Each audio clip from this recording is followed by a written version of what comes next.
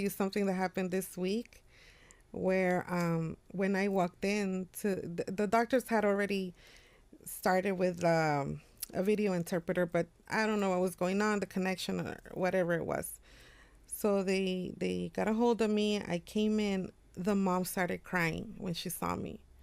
She said, "I need to understand what they're telling me. It's something so serious." So I'm like, I don't feel like a hero or anything, but I'm like, yes, I'm here. She needs you're me. gonna get this information. You're gonna get your information the way you should have it. And so, it's those little gratifying moments that I guess is the drive to keep doing what I'm doing. They already had an interpreting resource in the room, Mm-hmm. and they had already been struggling to Yes. try to send the message or speak to the mom. I think as a video remote interpreting Yeah. service wasn't working, or the Yeah. information wasn't being interpreted correctly. And sometimes it's because they can't hear, or whatever the Correct. situation is, but they had really been struggling. And so the mom was struggling to understand, and she was frustrated. And She was. so that's why when you came in, Yes. she felt like, and I wanted to clarify that, because when you share that with me, it makes me emotional, because when you came in, she basically said, okay, now Mm-hmm. I'm going to Mm-hmm. understand what's being said to me Correct. about my child. Mm-hmm.